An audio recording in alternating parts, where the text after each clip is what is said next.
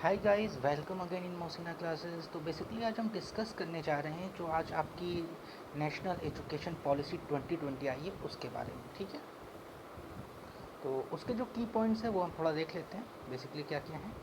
तो सबसे पहले हम शुरुआत करते हैं स्कूलिंग से और एलिमेंट्री स्कूलिंग लेवल से।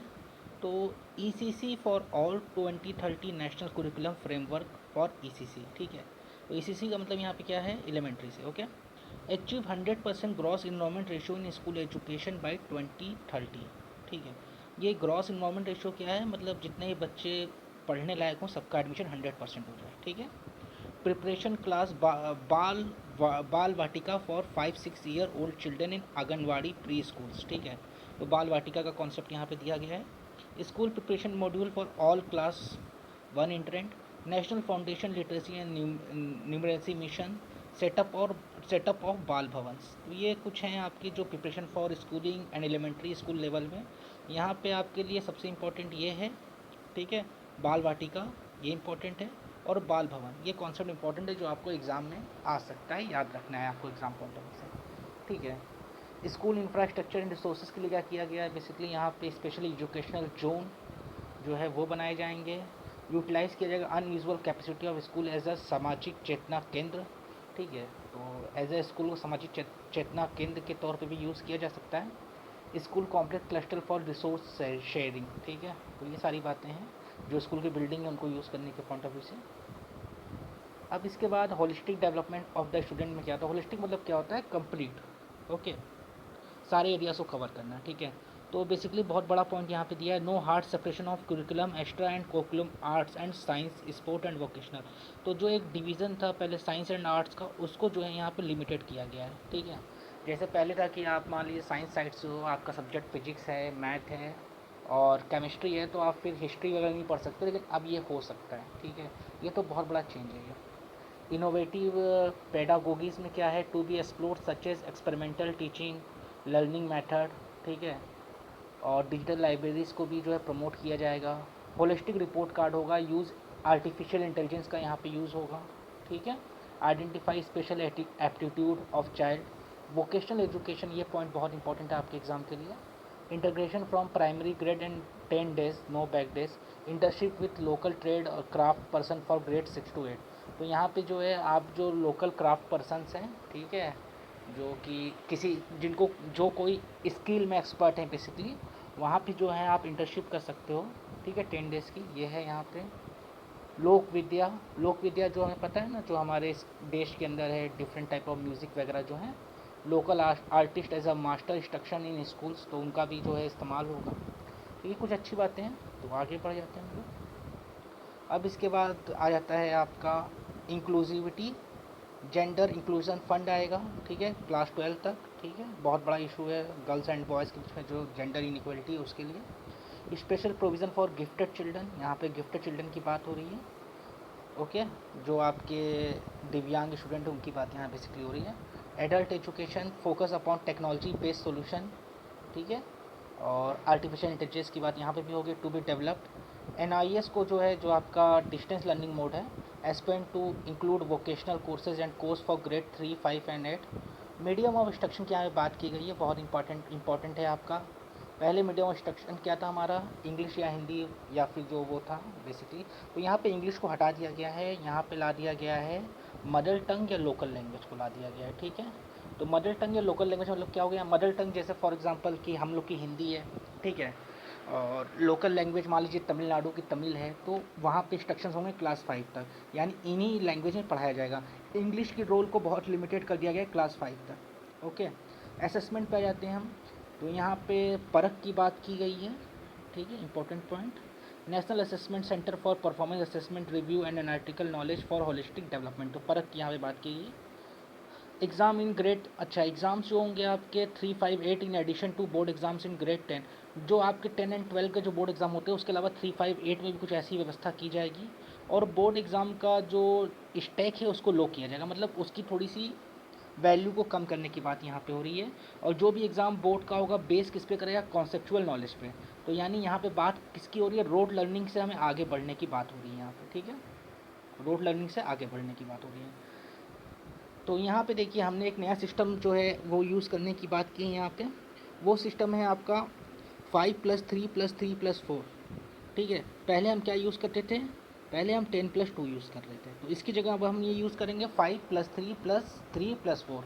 जो लास्ट का +4 है इसका मतलब क्या है, 9, 10, एक तरह की एजुकेशन के लिए। ठीक है, 6 to 8 एक तरह की, और 3 to 5 एक तरह की, और उसके पहले जो आपका प्री प्राइमरी है वो हो गया आपका यहाँ पे। ठीक है, reduction in curriculum to core concept. ठीक है, तो बेसिकली फोकस किस पे रहेगा, कोर कॉन्सेप्ट पे फोकस रहेगा। आइडेंटिफिकेशन ऑफ लाइफ स्किल्स की बात होगी। Alternative model of school to be encourage to adopt ने अच्छा NCF। ठीक है, जो कुरिकुलम है उसको उसके लिए बोला गया यहाँ पे। ICT का मतलब क्या है यहाँ पे, information communication and technology. Okay, तो थ्रू टेक्नोलॉजी जो है एजुकेशन को और ज़्यादा जो है मेथड्स को यूज़ करके और वाइडर स्प्रेड किया जाएगा।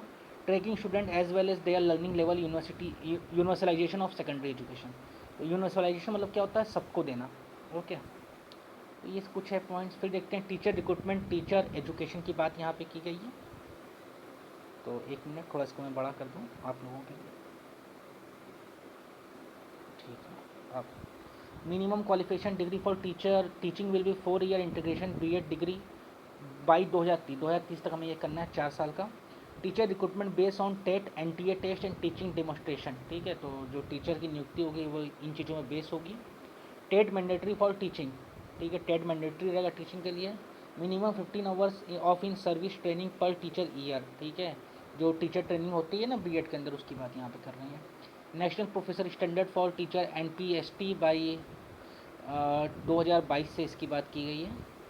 IT and data base productive planning for requirement of student in TI to move multi dispensary college and university by 2030। ठीक है, ओके।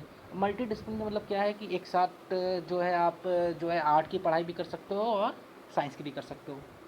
और mandatory for every PhD student to be module on teacher education. ठीक है, सारे PhD student के लिए ये module जो रहेगा मैंडेटरी रहेगा।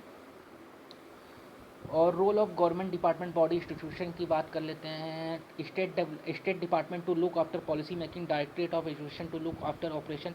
ये सारी बातें, इन पॉइंट्स को आप देख सकते हो। ठीक है, random sampling of student for continuous online feedback के लिए रैंडम सैम्पलिंग की बात की गई है। Engagement of social worker, alumni, retired teacher, voluntary, ये सारी बातें की गई है। यहाँ पे इंपॉर्टेंट पॉइंट आपके सामने आता है, central advisory board of education CABE की जो है इसको स्ट्रेंथ करना। ठीक है, evaluate revising the vision of education on continuous basis पे इसको रिवाइज करना। Collaboration with MHRD and corresponding apex bodies of state. ठीक है, ओके। और undesirable that ministry of human resource development भी redesign as a ministry of education. तो MHRD का नाम भी चेंज किया गया है यहाँ पे, उसका नया नाम क्या है, मिनिस्ट्री ऑफ एजुकेशन है। इसको लेकर बहुत दिनों से बोला जाता है कि भारतीय संस्कृति में जो है ह्यूमन को रिसोर्स नहीं माना जाता है, दैट्स वाई इस नाम को चेंज करने की बात हो रही थी। ठीक है,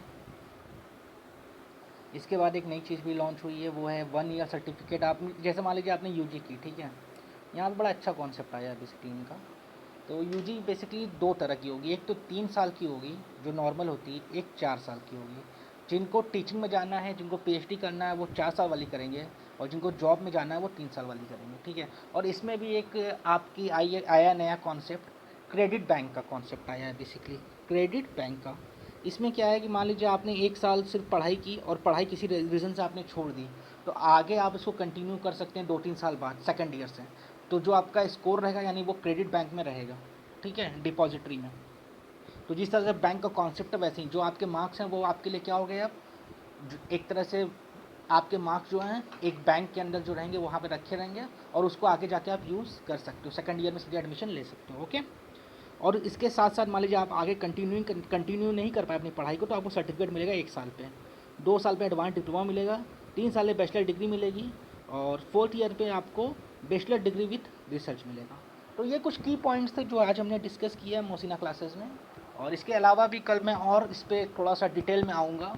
ठीक है, जो आपके नेट पेपर के लिए इंपॉर्टेंट है उनको मैं अलग सेपरेट करके उनके MCQ लेकर कल आपके सामने आऊँगा। ओके गाइस, उम्मीद है आपको क्लास पसंद आया होगा। और कोरोना केसेस काफ़ी बढ़ रहे हैं तो घर पे रहिए, सुरक्षित रहिए।